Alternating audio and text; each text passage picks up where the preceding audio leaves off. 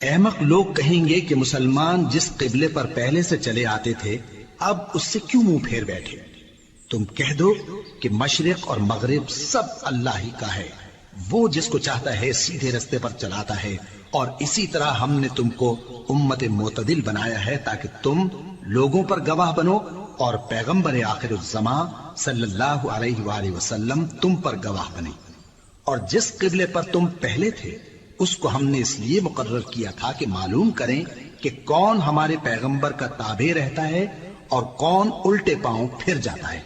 اور یہ بات یعنی تحویل قبلہ لوگوں کو گراں معلوم ہوئی، مگر جن کو اللہ نے ہدایت بخشی ہے وہ اسے گراں نہیں سمجھتے، اور اللہ ایسا نہیں کہ تمہارے ایمان کو یوں ہی ضائع کر دے۔ اللہ تو لوگوں پر بڑا مہربان ہے، صاحب رحمت ہے۔ اے پیغمبر صلی اللہ علیہ وآلہ وسلم، ہم تمہارا آسمان کی طرف منہ اٹھانا دیکھ رہے ہیں، سو ہم تم کو اسی قبلے کی طرف جس کو تم پسند کرتے ہو منہ کرنے کا حکم دیں گے۔ تو اپنا منہ مسجد حرام یعنی خانہ کعبہ کی طرف پھیر لو، اور تم لوگ جہاں ہوا کرو نماز پڑھنے کے وقت اسی مسجد کی طرف منہ کر لیا کرو۔ اور جن لوگوں کو کتاب دی گئی ہے وہ خوب جانتے ہیں کہ یہ نیا قبلہ ان کے پروردگار کی طرف سے حق ہے، اور جو کام یہ لوگ کرتے ہیں اللہ ان سے بے خبر نہیں۔ اور اگر تم ان اہل کتاب کے پاس تمام نشانیاں بھی لے کر آؤ تو بھی یہ تمہارے قبلے کی پیروی نہ کریں، اور تم بھی ان کے قبلے کی پیروی کرنے والے نہیں ہو، اور ان میں سے بھی بعض کے قبلے کے پیرو نہیں۔ اور اگر تم باوجود اس کے کہ تمہارے پاس علم یعنی اللہ کا حکم آ چکا ہے ان کی خواہشوں کے پیچھے چلو گے تو ظالموں میں ہو جاؤ گے۔ جن لوگوں کو ہم نے کتاب دی ہے وہ ان پیغمبر آخر الزمان صلی اللہ علیہ وآلہ وسلم کو اس طرح پہچانتے ہیں جس طرح اپنے بیٹوں کو پہچانا کرتے ہیں، مگر ایک فریق ان میں سے سچی بات کو جان بوجھ کر چھپا رہا ہے۔ اے پیغمبر صلی اللہ علیہ وآلہ وسلم، یہ نیا قبلہ تمہارے پروردگار کی طرف سے حق ہے، تو تم ہرگز شک کرنے والوں میں نہ ہونا، اور ہر ایک شخص کے لیے ایک سمت مقرر ہے جدھر وہ عبادت کے وقت منہ کیا کرتا ہے، تو تم نیکیوں میں سبقت حاصل کرو۔ تم جہاں ہوگے اللہ تم سب کو جمع کرے گا، بے شک اللہ ہر چیز پر قادر ہے۔ اور تم جہاں سے نکلو نماز میں اپنا منہ مسجد حرام کی طرف کر لیا کرو، بے شبہ یہ تمہارے پروردگار کی طرف سے حق ہے، اور تم لوگ جو کچھ کرتے ہو اللہ اس سے بے خبر نہیں۔ اور تم جہاں سے نکلو مسجد حرام کی طرف منہ کر کے نماز پڑھا کرو، اور مسلمانوں تم جہاں ہوا کرو اسی مسجد کی طرف رخ کیا کرو۔ یہ تاکید اس لیے کی گئی ہے کہ لوگ تم کو کسی طرح کا الزام نہ دے سکیں، مگر ان میں سے جو ظالم ہیں وہ الزام دیں تو دیں، سو ان سے مت ڈرنا اور مجھی سے ڈرتے رہنا۔ اور یہ بھی مقصود ہے کہ میں تم کو اپنی تمام نعمتیں بخشوں، اور یہ بھی کہ تم راہ راست پر چلو۔ جس طرح من جملہ اور نعمتوں کے ہم نے تمہیں میں سے ایک رسول بھیجے ہیں جو تم کو ہماری آیتیں پڑھ پڑھ کر سناتے اور تمہیں پاک بناتے، اور کتاب یعنی قرآن اور دانائی سکھاتے ہیں، اور ایسی باتیں بتاتے ہیں جو تم پہلے نہیں جانتے تھے۔ سو تم مجھے یاد کیا کرو، میں تمہیں یاد کیا کروں گا، اور میرا احسان مانتے رہنا اور میری ناشکری نہ کرنا۔ اے ایمان والو، صبر اور نماز سے مدد لیا کرو، بے شک اللہ صبر کرنے والوں کے ساتھ ہے۔ اور جو لوگ اللہ کی راہ میں مارے جائیں ان کی نسبت یہ نہ کہنا کہ وہ مرے ہوئے ہیں، وہ مردہ نہیں بلکہ زندہ ہیں، لیکن تم کو شعور نہیں۔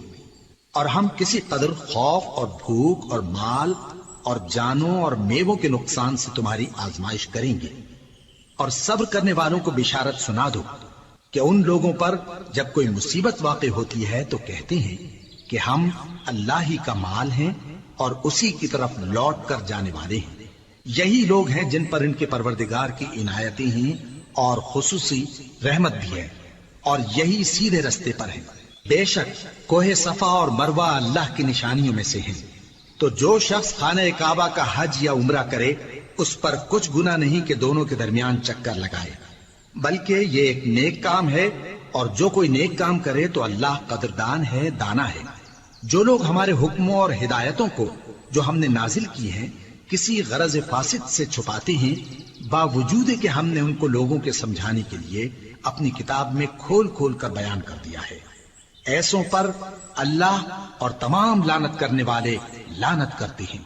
ہاں، جو توبہ کرتے ہیں اور اپنی حالت درست کر لیتے ہیں اور احکام الہی کو صاف صاف بیان کر دیتے ہیں تو میں ان کے قصور معاف کر دیتا ہوں، اور میں بڑا معاف کرنے والا بڑا مہربان ہوں۔ جو لوگ کافر ہوئے اور کافر ہی مرے، ایسوں پر اللہ کی اور فرشتوں کی اور انسانوں کی سب کی لعنت، وہ ہمیشہ اسی لعنت میں گرفتار رہیں گے۔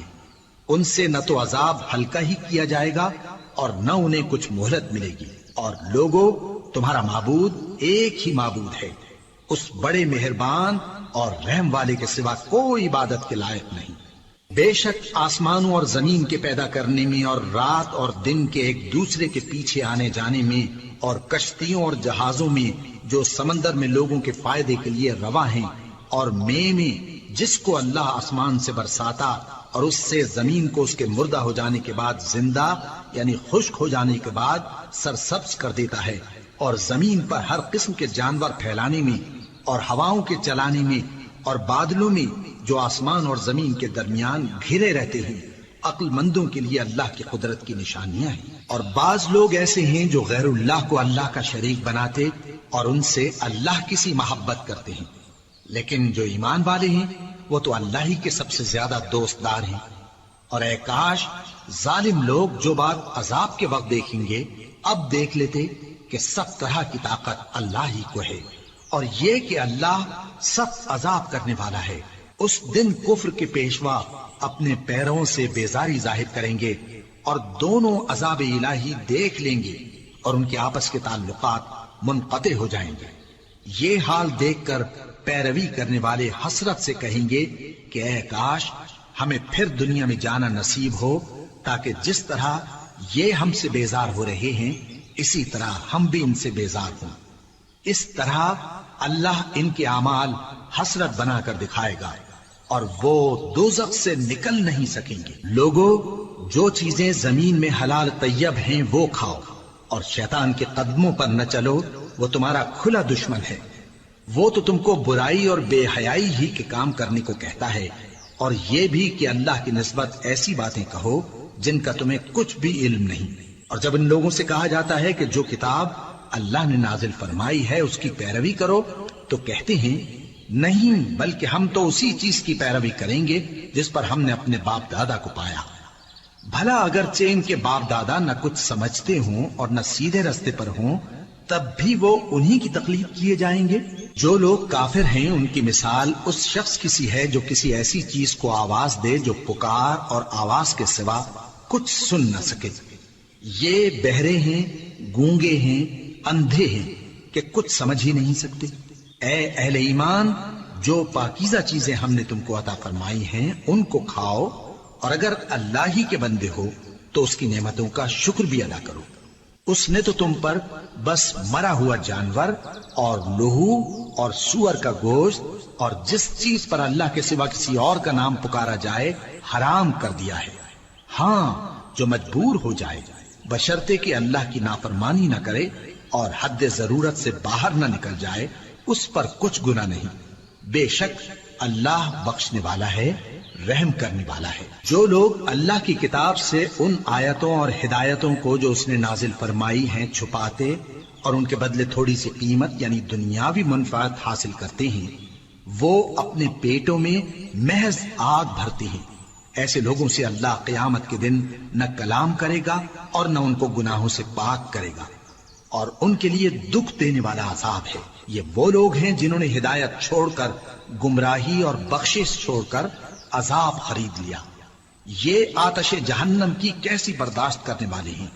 یہ اس لیے کہ اللہ نے کتاب سچائی کے ساتھ نازل فرمائی، اور جن لوگوں نے اس کتاب میں اختلاف کیا وہ ضد میں آ کر نیکی سے دور ہو گئے ہیں۔ نیکی یہی نہیں کہ تم مشرق و مغرب کو قبلہ سمجھ کر ان کی طرف منہ کر لو، بلکہ نیکی یہ ہے کہ لوگ اللہ پر اور روز آخر پر اور فرشتوں پر اور اللہ کی کتاب پر اور پیغمبروں پر ایمان لائیں، اور مال باوجود عزیز رکھنے کے رشتہ داروں اور یتیموں اور محتاجوں اور مسافروں اور مانگنے والوں کو دیں، اور گردنوں کے چھڑانے میں خرچ کریں اور نماز پڑھیں اور زکات دیں اور جب عہد کر لیں تو اس کو پورا کریں اور سختی اور تکلیف میں اور جنگ کے وقت ثابت قدم رہیں۔ یہی لوگ ہیں جو ایمان میں سچے ہیں اور یہی ہیں جو اللہ سے ڈرنے والے ہیں۔ مومنوں، تم کو مقتولوں کے بارے میں قصاص یعنی خون کے بدلے خون کا حکم دیا جاتا ہے، اس طرح پر کہ آزاد کے بدلے آزاد مارا جائے اور غلام کے بدلے غلام اور عورت کے بدلے عورت۔ اور اگر قاتل کو اس کے مقتول بھائی کے قصاص میں سے کچھ معاف کر دیا جائے تو وارث مقتول کو پسندیدہ طریق سے قرارداد کی پیروی یعنی مطالبہ خون بہا کرنا اور قاتل کو خوشخوئی کے ساتھ ادا کرنا چاہیے۔ یہ تمہارے پروردگار کی طرف سے تمہارے لیے آسانی اور مہربانی ہے۔ اب جو اس کے بعد زیادتی کرے اس کے لیے دکھ کا عذاب ہے۔ اور اے اہل عقل، حکم قصاص میں تمہاری زندگانی ہے کہ تم قتل و خونریزی سے بچو۔ تم پر فرض کیا جاتا ہے کہ جب تم میں سے کسی کو موت کا وقت آ جائے تو اگر وہ کچھ مال چھوڑ جانے والا ہو تو ماں باپ اور رشتہ داروں کے لیے دستور کے مطابق وصیت کر جائے۔ اللہ سے ڈرنے والوں پر یہ ایک حق ہے۔ پھر جو شخص وصیت کو سننے کے بعد اس کو بدل ڈالے تو اس کے بدلنے کا گناہ انہی لوگوں پر ہے جو اس کو بدلیں، اور بے شک اللہ سنتا جانتا ہے۔ اب اگر کسی کو وصیت کرنے والے کی طرف سے کسی وارث کی طرفداری یا حق تلفی کا اندیشہ ہو تو اگر وہ وصیت کو بدل کر وارثوں میں صلح کرا دے تو اس پر کچھ گناہ نہیں، بے شک اللہ بخشنے والا ہے، رحم والا ہے۔ مومنوں، تم پر روزے فرض کیے گئے ہیں جس طرح تم سے پہلے لوگوں پر فرض کیے گئے تھے تاکہ تم پرہیزگار بنو۔ روزوں کے دن گنتی کے چند روز ہیں، تو جو شخص تم میں سے بیمار ہو یا سفر میں ہو تو دوسرے دنوں میں روزوں کا شمار پورا کر لے۔ اور جو لوگ روزہ رکھنے کی طاقت رکھیں لیکن رکھیں نہیں، وہ روزے کے بدلے محتاج کو کھانا کھلا دیں۔ اور جو کوئی اپنی مرضی سے زیادہ نیکی کرے تو اس کے حق میں زیادہ اچھا ہے، اور اگر سمجھو تو روزہ رکھنا ہی تمہارے حق میں بہتر ہے۔ روزوں کا مہینہ رمضان کا مہینہ ہے جس میں قرآن اول نازل ہوا، جو لوگوں کا رہنما ہے اور جس میں ہدایت کی کھلی نشانیاں ہیں اور جو حق و باطل کو الگ الگ کرنے والا ہے۔ تو جو کوئی تم میں سے اس مہینے میں موجود ہو چاہیے کہ پورے مہینے کے روزے رکھے، اور جو بیمار ہو یا سفر میں ہو تو دوسرے دنوں میں روزے رکھ کر ان کا شمار پورا کر لے۔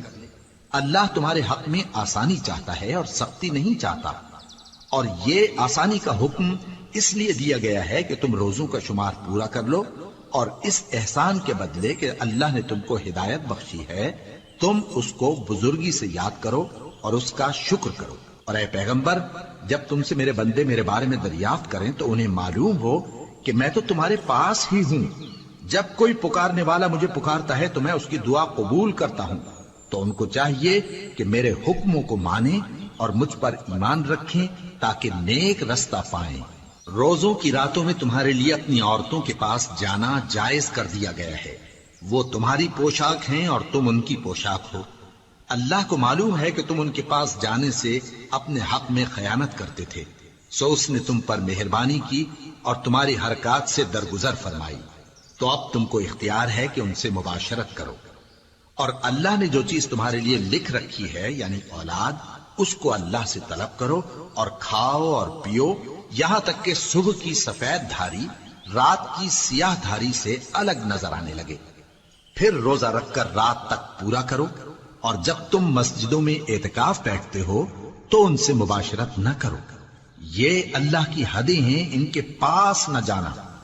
اسی طرح اللہ اپنی آیتیں لوگوں کے سمجھانے کے لیے کھول کھول کر بیان فرماتا ہے تاکہ وہ پرہیزگار بنے۔ اور آپس میں ایک دوسرے کا مال ناحق نہ کھاؤ اور نہ اس کو رشوتاً حاکموں کے پاس پہنچاؤ تاکہ لوگوں کے مال کا کچھ حصہ ناجائز طور پر کھا جاؤ، اور اسے تم جانتے بھی ہو۔ اے پیغمبر، لوگ تم سے نئے چاند کے بارے میں دریافت کرتے ہیں کہ گھٹتا بڑھتا کیوں ہے۔ کہہ دو کہ وہ لوگوں کے کاموں کی میعادیں اور حج کے وقت معلوم ہونے کا ذریعہ ہے، اور نیکی اس بات میں نہیں کہ احرام کی حالت میں گھروں میں ان کے پچھواڑے کی طرف سے آؤ، بلکہ نیکوکار وہ ہے جو پرہیزگار ہو، اور گھروں میں ان کے دروازوں سے آیا کرو اور اللہ سے ڈرتے رہو تاکہ کامیاب ہو جاؤ۔ اور جو لوگ تم سے لڑتے ہیں تم بھی اللہ کی راہ میں ان سے لڑو، مگر زیادتی نہ کرنا کہ اللہ زیادتی کرنے والوں کو دوست نہیں رکھتا، اور ان کو جہاں پاؤ قتل کر دو، اور جہاں سے انہوں نے تم کو نکالا ہے یعنی مکے سے، وہاں سے تم بھی ان کو نکال دو۔ اور دین سے گمراہ کرنے کا فساد قتل و خونریزی سے کہیں بڑھ کر ہے، اور جب تک وہ تم سے مسجد حرام یعنی خانہ کعبہ کے پاس نہ لڑیں تم بھی وہاں ان سے نہ لڑنا۔ ہاں اگر وہ تم سے لڑیں تو تم ان کو قتل کر ڈالو، کافروں کی یہی سزا ہے۔ پھر اگر وہ باز آ جائیں تو اللہ بخشنے والا ہے، رحم کرنے والا ہے۔ اور ان سے اس وقت تک لڑتے رہنا کہ فساد نابود ہو جائے اور ملک میں اللہ ہی کا دین غالب ہو جائے۔ پھر اگر وہ فساد سے باز آ جائیں تو ظالموں کے سوا کسی پر زیادتی نہیں کرنی چاہیے۔ ادب کا مہینہ ادب کے مہینے کے مقابل ہے، اور ادب کی چیزیں ایک دوسرے کا بدلہ ہیں۔ پس اگر کوئی تم پر زیادتی کرے تو جیسی زیادتی وہ تم پر کرے ویسی ہی تم اس پر کرو، اور اللہ سے ڈرتے رہو اور جان رکھو کہ اللہ ڈرنے والوں کے ساتھ ہے۔ اور اللہ کی راہ میں مال خرچ کرو اور اپنے آپ کو ہلاکت میں نہ ڈالو، اور نیکی کرو، بے شک اللہ نیکی کرنے والوں کو دوست رکھتا ہے۔ اور اللہ کی خوشنودی کے لیے حج اور عمرے کو پورا کرو، اور اگر راستے میں روک لیے جاؤ تو جیسی قربانی میسر ہو کر دو، اور جب تک قربانی اپنے مقام پر نہ پہنچ جائے سر نہ منڈاؤ۔ اور اگر کوئی تم میں بیمار ہو یا اس کے سر میں کسی طرح کی تکلیف ہو تو اگر وہ سر منڈا لے تو اس کے بدلے روزے رکھے یا صدقہ دے یا قربانی کرے۔ پھر جب تکلیف دور ہو کر تم مطمئن ہو جاؤ تو جو تم میں حج کے وقت تک عمرے سے فائدہ اٹھانا چاہے وہ جیسی قربانی میسر ہو کرے، اور جس کو قربانی نہ ملے وہ 3 روزے ایام حج میں رکھے اور 7 جب واپس ہو، یہ پورے 10 ہوئے۔ یہ حکم اس شخص کے لیے ہے جس کے اہل و عیال مکے میں نہ رہتے ہوں۔ اور اللہ سے ڈرتے رہو اور جان رکھو کہ اللہ سخت عذاب دینے والا ہے۔ حج کے مہینے معین ہیں جو معلوم ہیں، تو جو شخص ان مہینوں میں حج کی نیت کر لے تو حج کے دنوں میں نہ عورتوں سے اختلاط کرے، نہ کوئی برا کام کرے اور نہ کسی سے جھگڑے۔ اور جو نیک کام تم کرو گے وہ اللہ کو معلوم ہو جائے گا۔ اور زاد راہ یعنی رستے کا خرچ ساتھ لے جاؤ، کیونکہ بہترین زاد راہ پرہیزگاری ہے۔ اور اے اہل عقل مجھی سے ڈرتے رہو، اس کا تمہیں کچھ گناہ نہیں کہ حج کے دنوں میں بذریعہ تجارت اپنے پروردگار سے روزی طلب کرو۔ اور جب عرفات سے واپس ہونے لگو تو مشعر حرام یعنی مزدلفہ میں اللہ کا ذکر کرو، اور اس طرح ذکر کرو جس طرح اس نے تم کو سکھایا، اور اس سے پیشتر تم لوگ ان طریقوں سے محض ناواقف تھے۔ پھر جہاں سے اور لوگ واپس ہوں وہیں سے تم بھی واپس ہو، اور اللہ سے بخشش مانگو، بے شک اللہ بخشنے والا ہے، رحمت کرنے والا ہے۔ پھر جب حج کے تمام ارکان پورے کر چکو تو مینا میں اللہ کو یاد کرو جس طرح اپنے باپ دادا کو یاد کیا کرتے تھے، بلکہ اس سے بھی زیادہ۔ اور بعض لوگ ایسے ہیں جو اللہ سے التجا کرتے ہیں کہ اے پروردگار ہم کو جو دینا ہے دنیا ہی میں دے دے، اور ایسے لوگوں کا آخرت میں کچھ حصہ نہیں۔ اور بعض ایسے ہیں کہ دعا کرتے ہیں کہ پروردگار ہم کو دنیا میں بھی نعمت عطا فرما اور آخرت میں بھی نعمت بخشیو اور دوزخ کے عذاب سے محفوظ رکھیو۔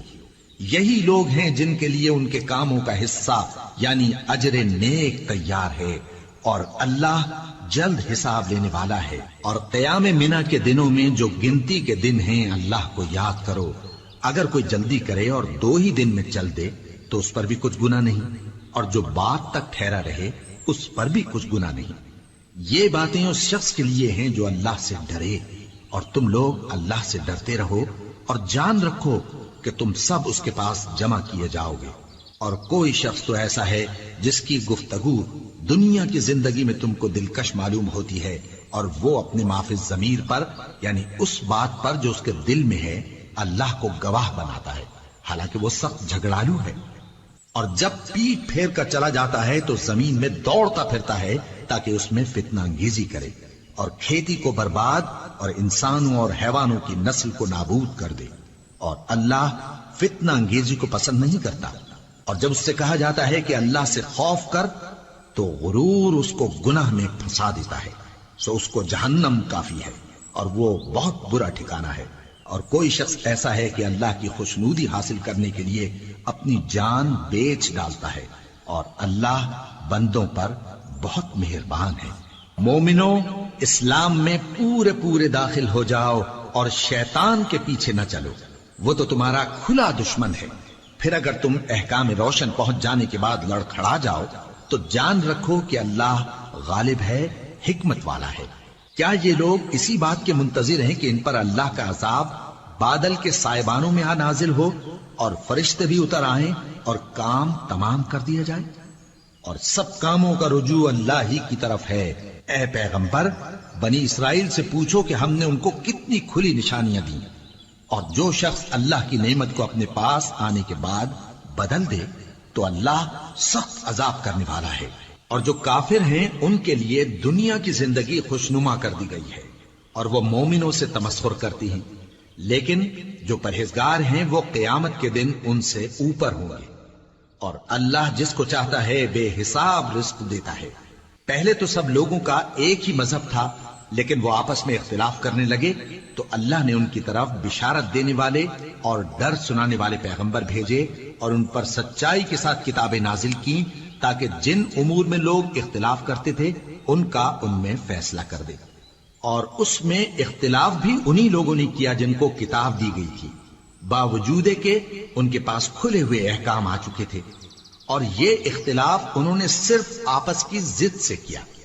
تو جس امر حق میں وہ اختلاف کرتے تھے اللہ نے اپنی مہربانی سے مومنوں کو اس کی راہ دکھا دی، اور اللہ جس کو چاہتا ہے سیدھا رستہ دکھا دیتا ہے۔ کیا تم یہ خیال کرتے ہو کہ یوں ہی بہشت میں داخل ہو جاؤ گے، اور ابھی تم کو پہلے لوگوں کی سی مشکلیں تو پیش آئی ہی نہیں؟ ان کو بڑی بڑی سختیاں اور تکلیفیں پہنچیں، اور وہ صعوبتوں میں ہلا ہلا دیے گئے، یہاں تک کہ پیغمبر اور مومن لوگ جو ان کے ساتھ تھے سب پکار اٹھے کہ کب اللہ کی مدد آئے گی۔ دیکھو اللہ کی مدد ان قریب آیا چاہتی ہے۔ اے نبی، لوگ تم سے پوچھتے ہیں کہ اللہ کی راہ میں کس طرح کا مال خرچ کریں۔ کہہ دو کہ جو چاہو خرچ کرو، لیکن جو مال خرچ کرنا چاہو وہ درجہ بدرجہ اہل استحقاق یعنی ماں باپ کو اور قریب کے رشتہ داروں کو اور یتیموں کو اور محتاجوں کو اور مسافروں کو سب کو دو، اور جو بھلائی تم کرو گے اللہ اس کو جانتا ہے۔ مسلمانوں، تم پر اللہ کے رستے میں لڑنا فرض کر دیا گیا ہے، اور وہ تمہیں ناگوار تو ہوگا، مگر عجب نہیں کہ ایک چیز تم کو بری لگے اور وہ تمہارے حق میں بھلی ہو، اور عجب نہیں کہ ایک چیز تم کو بھلی لگے اور وہ تمہارے لیے مضر ہو، اور ان باتوں کو اللہ ہی بہتر جانتا ہے اور تم نہیں جانتے۔ اے پیغمبر، لوگ تم سے عزت والے مہینوں میں لڑائی کرنے کے بارے میں دریافت کرتے ہیں، کہہ دو کہ ان میں لڑنا بڑا گناہ ہے، اور اللہ کی راہ سے روکنا اور اس سے کفر کرنا اور مسجد حرام یعنی خانہ کعبہ میں جانے سے بند کرنا اور اہل مسجد کو اس میں سے نکال دینا جو یہ کفار کرتے ہیں، اللہ کے نزدیک اس سے بھی زیادہ گناہ ہے، اور فتنہ انگیزی خونریزی سے بھی بڑھ کر ہے۔ اور یہ لوگ ہمیشہ تم سے لڑتے رہیں گے، یہاں تک کہ اگر مقدور رکھیں تو تم کو تمہارے دین سے پھیر دیں، اور جو کوئی تم میں سے اپنے دین سے پھر کر کافر ہو جائے گا اور کافر ہی مرے گا تو ایسے لوگوں کے اعمال دنیا اور آخرت دونوں میں برباد ہو جائیں گے، اور یہی لوگ دوزخ میں جانے والے ہیں جس میں ہمیشہ رہیں گے۔ جو لوگ ایمان لائے اور اللہ کے لیے وطن چھوڑ گئے اور کفار سے جنگ کرتے رہے وہی اللہ کی رحمت کے امیدوار ہیں، اور اللہ بخشنے والا ہے، رحمت کرنے والا ہے۔ اے پیغمبر، لوگ تم سے شراب اور جوئے کا حکم دریافت کرتے ہیں، کہہ دو کہ ان میں گناہ بڑے ہیں اور لوگوں کے لیے کچھ فائدے بھی ہیں، مگر ان کے گناہ فائدوں سے کہیں زیادہ ہیں۔ اور یہ بھی تم سے پوچھتے ہیں کہ اللہ کی راہ میں کون سا مال خرچ کریں، کہہ دو کہ جو ضرورت سے زیادہ ہو۔ اس طرح اللہ تمہارے لیے اپنے احکام کھول کھول کر بیان فرماتا ہے تاکہ تم سوچو، یعنی دنیا اور آخرت کی باتوں میں غور کرو۔ اور تم سے یتیموں کے بارے میں بھی دریافت کرتے ہیں، کہہ دو کہ ان کی حالت کی اصلاح بہت اچھا کام ہے، اور اگر تم ان سے مل جل کر رہنا یعنی خرچ اکٹھا رکھنا چاہو تو وہ تمہارے بھائی ہیں، اور اللہ خوب جانتا ہے کہ خرابی کرنے والا کون ہے اور اصلاح کرنے والا کون۔ اور اگر اللہ چاہتا تو تم کو تکلیف میں ڈال دیتا، بے شک اللہ غالب ہے، حکمت والا ہے۔ اور مومنوں مشرک عورتوں سے جب تک وہ ایمان نہ لائیں نکاح نہ کرنا، کیونکہ مشرک عورت خواہ تم کو کیسی ہی بھلی لگے اس سے مومن لونڈی بہتر ہے۔ اور اسی طرح مشرک مرد جب تک ایمان نہ لائیں مومن عورتوں کو ان کی زوجیت میں نہ دینا، کیونکہ مشرک مرد سے خواہ وہ تم کو کیسا ہی بھلا لگے مومن غلام بہتر ہے۔ یہ مشرک لوگوں کو دوزخ کی طرف بلاتی ہیں، اور اللہ اپنی مہربانی سے بہشت اور بخشش کی طرف بلاتا ہے، اور اپنے حکم لوگوں سے کھول کھول کر بیان کرتا ہے تاکہ نصیحت حاصل کریں۔ اور تم سے حیض کے بارے میں دریافت کرتے ہیں، کہہ دو وہ تو نجاست ہے، سو ایام حیض میں عورتوں سے کنارہ کش رہو، اور جب تک وہ پاک نہ ہو جائیں ان سے مقاربت نہ کرو۔ ہاں جب وہ پاک ہو جائیں تو جس طریق سے اللہ نے تمہیں ارشاد فرمایا ہے ان کے پاس جاؤ، کچھ شک نہیں کہ اللہ توبہ کرنے والوں اور پاک صاف رہنے والوں کو دوست رکھتا ہے۔ تمہاری عورتیں تمہاری کھیتی ہیں، تو اپنی کھیتی میں جس طرح چاہو جاؤ، اور اپنے لیے نیک عمل آگے بھیجو، اور اللہ سے ڈرتے رہو، اور جان رکھو کہ ایک دن تمہیں اس کے روبرو حاضر ہونا ہے۔ اور اے پیغمبر ایمان والوں کو بشارت سنا دو، اور اللہ کے نام کو اس بات کا ہیلا نہ بنانا کہ اس کی قسمیں کھا کھا کر سلوک کرنے اور پرہیزگاری کرنے اور لوگوں میں صلح و سازگاری کرانے سے رک جاؤ، اور اللہ سب کچھ سنتا ہے جانتا ہے۔ اللہ تمہاری لغو قسموں پر تم سے مواخذہ نہیں کرے گا، لیکن جو قسمیں تم قصد دلی سے کھاؤ گے ان پر مواخذہ کرے گا، اور اللہ بخشنے والا ہے بردبار ہے۔ جو لوگ اپنی عورتوں کے پاس جانے کی قسم کھا لیں ان کو 4 مہینے تک انتظار کرنا چاہیے۔ اگر اس عرصے میں قسم سے رجوع کر لیں تو اللہ بخشنے والا ہے، مہربان ہے۔ اور اگر طلاق کا ارادہ کر لیں تو بھی اللہ سنتا ہے جانتا ہے۔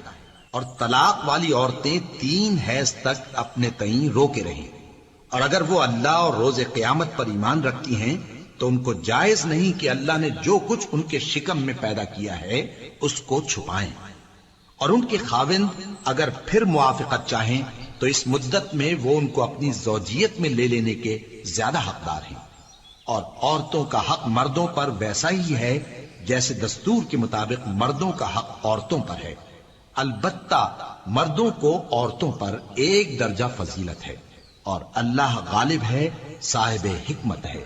طلاق صرف 2 بار ہے، یعنی جب 2 دفعہ طلاق دے دی جائے تو پھر عورتوں کو یا تو بطریق شائستہ نکاح میں رہنے دینا ہے یا بھلائی کے ساتھ چھوڑ دینا۔ اور یہ جائز نہیں کہ جو مہر تم ان کو دے چکے ہو اس میں سے کچھ واپس لے لو۔ ہاں اگر زن و شوہر کو خوف ہو کہ وہ اللہ کی حدوں کو قائم نہیں رکھ سکیں گے تو اگر عورت خاوند کے ہاتھ سے رہائی پانے کے بدلے میں کچھ دے ڈالے تو دونوں پر کچھ گناہ نہیں۔ یہ اللہ کی مقرر کی ہوئی حدیں ہیں، ان سے باہر نہ نکلنا، اور جو لوگ اللہ کی حدوں سے باہر نکل جائیں گے وہ گناہگار ہوں گے۔ پھر اگر شوہر 2 طلاقوں کے بعد تیسری طلاق عورت کو دے دے تو اس کے بعد جب تک عورت کسی دوسرے شخص سے نکاح نہ کر لے اس پہلے شوہر پر حلال نہ ہوگی۔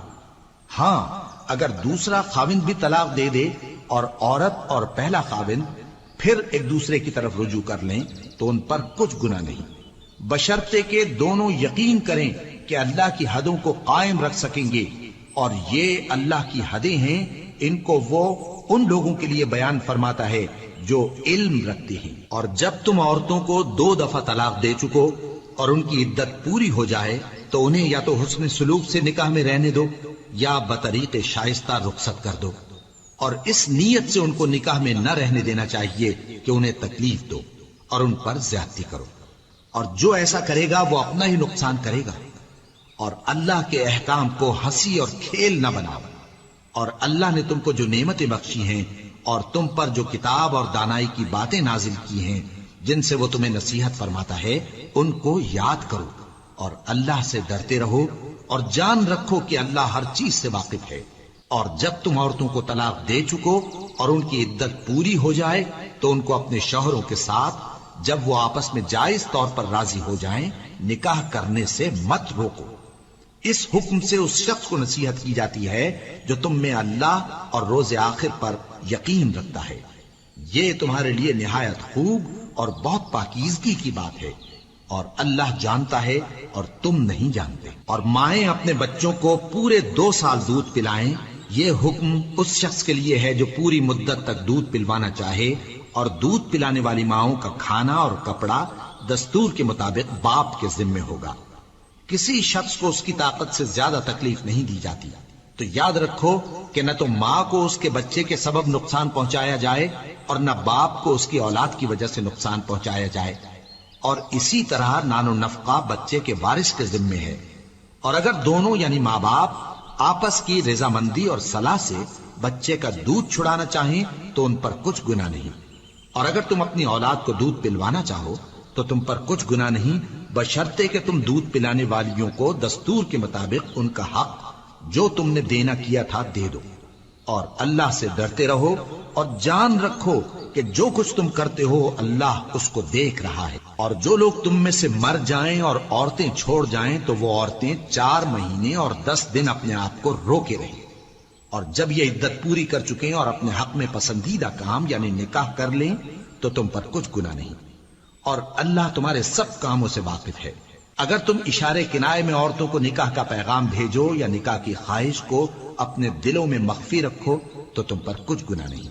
اللہ کو معلوم ہے کہ تم ان سے نکاح کا ذکر کرو گے، مگر ایام عدت میں اس کے سوا کے دستور کے مطابق کوئی بات کہہ دو، پوشیدہ طور پر ان سے قول و قرار نہ کرنا، اور جب تک عدت پوری نہ ہو لے نکاح کا پختہ ارادہ نہ کرنا، اور جان رکھو کہ جو کچھ تمہارے دلوں میں ہے اللہ کو سب معلوم ہے، تو اس سے ڈرتے رہو اور جان رکھو کہ اللہ بخشنے والا ہے، حلم والا ہے۔ اور اگر تم عورتوں کو ان کے پاس جانے یا ان کا مہر مقرر کرنے سے پہلے طلاق دے دو تو تم پر کچھ گناہ نہیں، ہاں ان کو دستور کے مطابق کچھ خرچ ضرور دو، یعنی مقدور والا اپنے مقدور کے مطابق دے اور تنگ دست اپنی حیثیت کے مطابق۔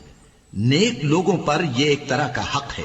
اور اگر تم عورتوں کو ان کے پاس جانے سے پہلے طلاق دے دو لیکن مہر مقرر کر چکے ہو تو آدھا مہر دینا ہوگا۔ ہاں اگر عورتیں مہر بخش دیں یا مرد جن کے ہاتھ میں عقد نکاح ہے اپنا حق چھوڑ دیں اور پورا مہر دے دیں تو ان کو اختیار ہے، اور اگر تم مرد لوگ ہی اپنا حق چھوڑ دو تو یہ پرہیزگاری کی بات ہے، اور آپس میں بھلائی کرنے کو فراموش نہ کرنا۔ کچھ شک نہیں کہ اللہ تمہارے سب کاموں کو دیکھ رہا ہے۔ مسلمانوں، سب نمازیں خصوصاً بیچ کی نماز یعنی نماز عصر پورے اہتمام کے ساتھ ادا کرتے رہو اور اللہ کے آگے ادب سے کھڑے رہا کرو۔ پھر اگر تم خوف کی حالت میں ہو تو پیادے یا سوار جس حال میں ہو نماز پڑھ لو۔ پھر جب امن و اطمینان ہو جائے تو جس طریق سے اللہ نے تم کو سکھایا ہے جو تم پہلے نہیں جانتے تھے اللہ کو یاد کرو۔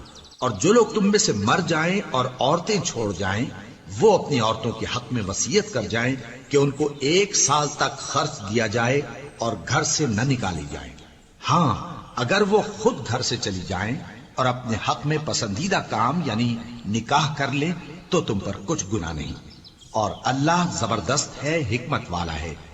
اور مطلقہ عورتوں کو بھی دستور کے مطابق نان و نفقہ دینا چاہیے، پرہیزگاروں پر یہ بھی حق ہے۔ اسی طرح اللہ اپنے احکام تمہارے لیے بیان فرماتا ہے تاکہ تم سمجھو۔ بھلا تم نے ان لوگوں کو نہیں دیکھا جو شمار میں ہزاروں ہی تھے اور موت کے ڈر سے اپنے گھروں سے نکل بھاگے تھے، تو اللہ نے ان کو حکم دیا کہ مر جاؤ، پھر ان کو زندہ بھی کر دیا۔ کچھ شک نہیں کہ اللہ لوگوں پر مہربانی رکھتا ہے، لیکن اکثر لوگ شکر نہیں کرتے۔ اور مسلمانوں، اللہ کی راہ میں جہاد کرو اور جان رکھو کہ اللہ سب کچھ سنتا ہے، سب کچھ جانتا ہے۔ کون ہے کہ اللہ کو قرض حسنہ دے کہ وہ اس کے بدلے اس کو کئی گنا زیادہ دے گا، اور اللہ ہی روزی کو تنگ کرتا اور وہی اسے کشادہ کرتا ہے، اور تم اسی کی طرف لوٹ کر جاؤ گے۔ بھلا تم نے بنی اسرائیل کی ایک جماعت کو نہیں دیکھا جس نے موسیٰ کے بعد اپنے پیغمبر سے کہا کہ آپ ہمارے لیے ایک بادشاہ مقرر کر دیں تاکہ ہم اللہ کی راہ میں جہاد کریں؟ پیغمبر نے کہا کہ اگر تم کو جہاد کا حکم دیا جائے تو ایسا تو نہیں کہ لڑنے سے پہلو تہی کرو۔ وہ کہنے لگے کہ ہم اللہ کی راہ میں کیوں نہ لڑیں گے جبکہ ہم وطن سے خارج اور بال بچوں سے جدا کر دیے گئے۔ پھر جب ان کو جہاد کا حکم دیا گیا تو چند اشخاص کے سوا سب پھر گئے، اور اللہ ظالموں سے خوب واقف ہے۔ اور پیغمبر نے ان سے یہ بھی کہا کہ اللہ نے تم پر طالوت کو بادشاہ مقرر فرمایا ہے وہ بولے کہ اسے ہم پر بادشاہی کا حق کیوں کر ہو سکتا ہے؟ اس سے بڑھ کر بادشاہی کے مستحق تو ہم ہیں، اور اس کے پاس تو بہت سی دولت بھی نہیں۔ پیغمبر نے کہا کہ اللہ نے اس کو تم پر فضیلت دی ہے اور بادشاہی کے لیے منتخب فرمایا ہے۔ اس نے اسے علم بھی بہت سا بخشا ہے اور تن و توش بھی بڑا عطا کیا ہے، اور اللہ کو اختیار ہے جسے چاہے بادشاہی بخشے، وہ بڑا کشائش والا ہے، دانا ہے۔ اور پیغمبر نے ان سے کہا کہ ان کی یعنی طالوت کی بادشاہی کی نشانی یہ ہے کہ تمہارے پاس وہ صندوق آئے گا جس کو فرشتے اٹھائے ہوئے ہوں گے، اس میں تمہارے پروردگار کی طرف سے تسلی بخشنے والی چیز ہوگی اور کچھ اور چیزیں بھی ہوں گی جو موسیٰ اور ہارون چھوڑ گئے تھے۔ اگر تم ایمان رکھتے ہو تو یہ تمہارے لیے ایک بڑی نشانی ہے۔ غرض جب طالوت فوجیں لے کر روانہ ہوا تو اس نے ان سے کہا کہ اللہ ایک نہر سے تمہاری آزمائش کرنے والا ہے، جو شخص اس میں سے پانی پی لے گا اس کی نسبت تصور کیا جائے گا کہ وہ میرا نہیں، اور جو نہ پیے گا وہ سمجھا جائے گا کہ میرا ہے۔ ہاں اگر کوئی ہاتھ سے چلو بھر پانی لے لے تو خیر۔ جب وہ لوگ نہر پر پہنچے تو چند آدمیوں کے سوا سب نے پانی پی لیا۔ پھر جب طالوت اور مومن لوگ جو اس کے ساتھ تھے نہر کے پار ہو گئے تو کہنے لگے کہ آج ہم میں جالوت اور اس کے لشکر سے مقابلہ کرنے کی طاقت نہیں۔ جو لوگ یقین رکھتے تھے کہ ان کو اللہ کے روبرو حاضر ہونا ہے، وہ کہنے لگے کہ بسا اوقات تھوڑی سی جماعت نے اللہ کے حکم سے بڑی جماعت پر فتح حاصل کی ہے، اور اللہ ثابت قدم رہنے والوں کے ساتھ ہے۔ اور جب وہ لوگ جالوت اور اس کے لشکر کے مقابل میں آئے تو اللہ سے دعا کی کہ اے پروردگار ہم پر صبر کے دہانے کھول دے اور ہمیں لڑائی میں ثابت قدم رکھ اور لشکر کفار پر فتح یاب کر۔ تو طالوت کی فوج نے اللہ کے حکم سے ان کو شکست دے دی، اور داؤد نے جالوت کو قتل کر ڈالا، اور اللہ نے ان کو بادشاہی اور دانائی بخشی اور جو کچھ چاہا سکھایا۔ اور اگر اللہ لوگوں کو ایک دوسرے پر چڑھائی اور حملہ کرنے سے نہ ہٹاتا رہتا تو کرۂ ارض تباہ ہو جاتا، لیکن اللہ اہل عالم پر بڑا مہربان ہے۔ یہ اللہ کی آیتیں ہیں جو ہم تم کو سچائی کے ساتھ پڑھ کر سناتے ہیں، اور اے محمد صلی اللہ علیہ وآلہ وسلم تم بلا شبہ پیغمبروں میں سے ہو۔